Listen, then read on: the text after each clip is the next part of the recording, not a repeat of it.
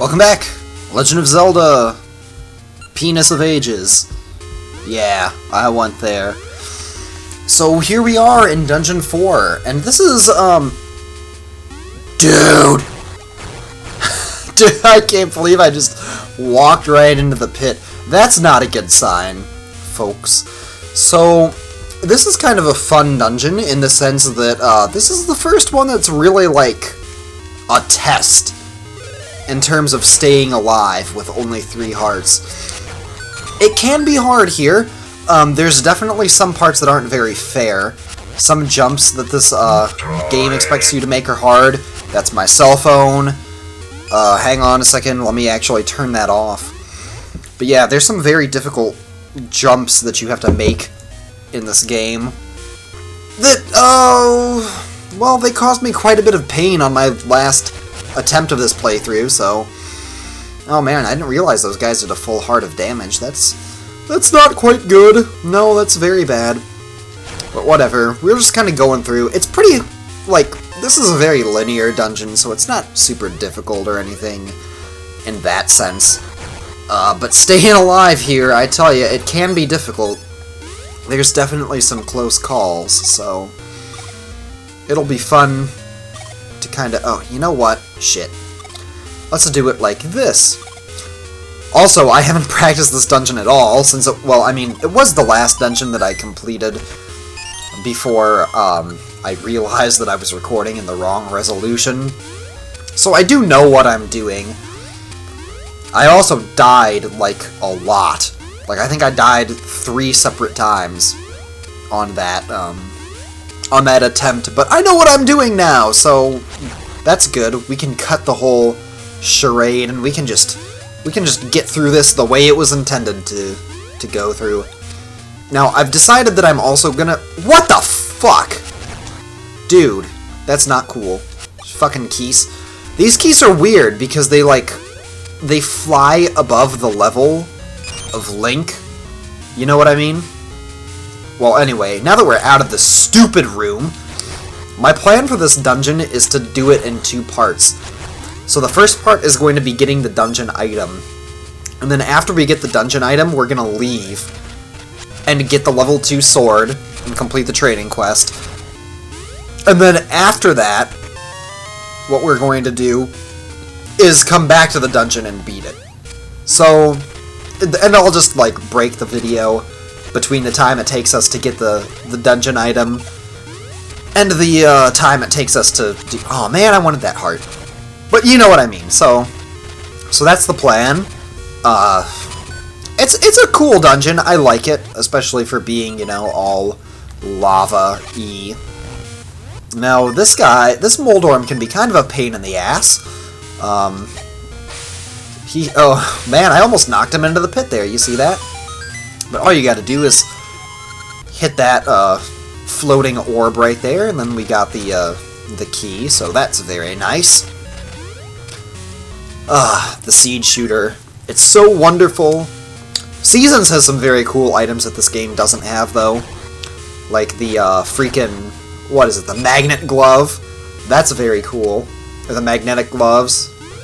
I can't remember whether they actually call it a singular or a plural, but, you know, what's the difference, right? So, there's that. Seasons also has the Boomerang and the level 2 Boomerang. Despite the fact that it's difficult to control and the source of probably the hardest boss fight in the game, it's a very cool item that kind of lets you control the path of your boomerang, but whatever, we're not here to talk about that stuff. Okay, so these yellow Stalfos here, as you can see, they're jumping to avoid my attacks, but what I like to do is just back them into a corner, and if you swing your sword fast enough, they'll be, kind of screwed. Now, this is the room. I fucking hate this room so much. This is the room that killed me twice the last time I tried to record this. And I haven't figured out a good way to do this. Unless, well... Dude, you can get lucky with the spawns? I didn't even know that! Oh my god, that would have saved me so much headache. Because last time those guys kept spawning close to the edge. And so I figured, oh, well, that's just where they spawn all of the time, so I guess I just have to deal with it now. And I guess that's not true at all, so whatever.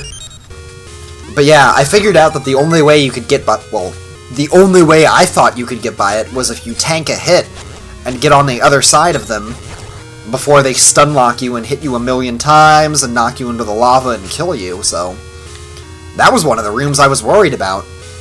Now, this is also a room that's not a lot of fun, but basically you just gotta be fast. And then you can just roll it right over here.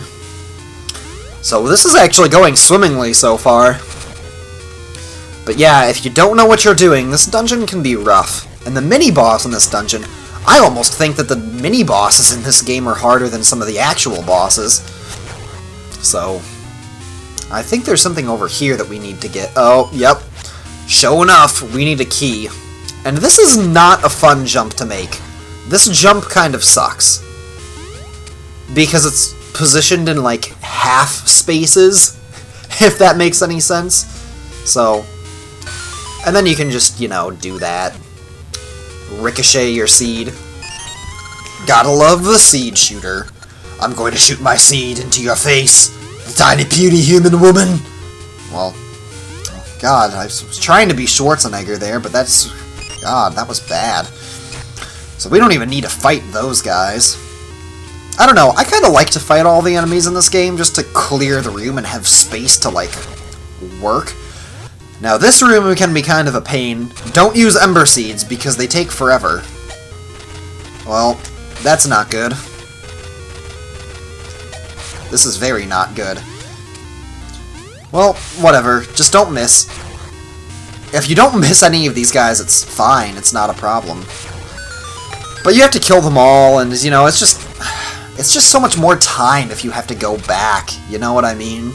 So, but that's okay. We should be set now that we've beaten all of those Stalfos. We should be able to progress. The door should be open for us. For some reason, when I came here the last time, I thought that you had to kill all of those guys at, like, a, oh, hang on a second. Oh my goodness, I am so sorry about that. That was my mom wondering what I wanted to get for food from this delicious Mexican restaurant in downtown called Banditos. If you're ever in the downtown Ann Arbor area, you should definitely check it out. Now, this room is awful. This room, I think, is the worst out of all of the rooms in this shitty-ass playthrough. Making these jumps is terrible. Okay. First try skills. Skills that kills. Oh yeah!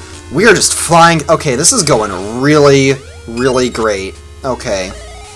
Well, greatly. Actually, it's not grammatically incorrect to say greatly, or to say great. To have, it's not grammatically, dude, P-hat, you fucking P-hat. I was trying to say it's not entirely grammatically incorrect to have an adverb that doesn't end with an ly. They do exist. But freaking P-hat. Alright, so we got a key. That's good. Keys are always good. And I'm glad that I never have to do that jumping section again in this run. There's other stuff in some later dungeons that's nerve-wracking like that. Those jumps suck, especially because if you mess up, you gotta go back to the start of the room, make all of them again, so yeah, there's that. Now, the Gibdos are actually kind of interesting enemies. You can actually, okay, hang on. Back up, Jack. Let's be careful here. They do a full heart of damage, so you do have to be careful. But you can actually hit them with an Ember Seed and they'll turn into yellow Stalfos, which is cool. It'll, like, burn off their bandages or whatever, so. And now, you notice there's, like, an octahedron, and that's what the dungeon item is for, and that's what we need. But first, we must fight the mini-boss. And this guy is a real troll. Fighting this guy can take a long time. Basically, we're in a situation with a guy has, like, a super sharp sword that can cut anything, and a shield that can defend against any attack. So naturally, what you've got to do is hit him with his own sword, which, I mean, well, you know that, because you already saw me do it once. And you gotta hit him 3 times, but he's a real troll, and he likes to speed up and move away from the sword, so... And the sword homes in on you. So I just like to run around the outside. And hopefully, well, okay, I was hoping that he would get hit there, but no cigar. Sooner or later, though, he'll get hit by his sword eventually. So how's everybody doing today? Today is still Saturday. The same recording session when I was like, oh, I should stop this recording session because my voice is getting tired. Yep, it's still that Saturday. No, my mighty sword is broken. And now what he'll do is he'll run into a wall. Shit. And then you can spin attack him. And then you just, like, whack him. Whack him off until he dies. That'd be a pretty crazy way to die, eh? Yeah, so... how's everybody's brackets looking, I guess? Man, that is some crazy stuff happening. With NCAA brackets. I don't know, I'm not really a big sports guy, but my mom went to the University of Florida, so naturally I have to root on them. Now, this is an interesting puzzle for the dungeon, and basically the idea of this is to, oh, how do I put this? You gotta fill up every single, like, tile with red in order to make the item appear, so that's, like, how it works. And it's a pretty, like, God damn it, Link, you stepped in the wrong direction. I swear that wasn't me. But whatever. So if you do this a couple of times, it's like, oh, okay, it's pretty straightforward. You're supposed to go down here. And then you can circle back. And then you just go like that. And boom. The dungeon item, the switch hook. Now, Seasons doesn't have an item like this, or an item like this at all, actually. It kind of works like the hook shot. But basically, you just switch places with stuff. And you can also switch places with pots and enemies and stuff. And if you notice, there's an L1 next to it, which means we will be upgrading this in a later adventure. Actually, since that went so well, like so much better than I was expecting it to, I'm actually going to do the trading quest. I think we should be able to do this in one video, actually. Just because it went so quickly. I wasn't expecting that. Actually, you know what? I am going to break it up. I'm just not going to break it up, like, right now. I'm going to go on a little while longer. I'm going to warp. Can I warp in the past? Did I even get the Ember Tree? God damn it, I didn't. Yep. Shit. Since I never got the seeds from the Ember Tree, that's by, freaking south of the village, in the past, I can't warp to it. And that kinda sucks, but whatever. Rupees! Give them to me! And bombs, and seeds, and hearts, and whatever. I'll let you get that. Yep, I'm the king. So I guess we've gotta walk. Oh, excuse me. I didn't realize that I couldn't walk, so... Well, I guess that kind of put a monkey wrench in my plan. We're going to be going around the long way, I guess. But yeah, we need to get back to Rafton. So we can, you know, get this stuff. What do I want? I want my Gale Seeds back. Because now we can warp closer to him. Definitely. It'd be a lot faster to warp than it would be to walk all the way over here. Jeez. I mean, not that it takes you a very long time to walk anywhere in this game.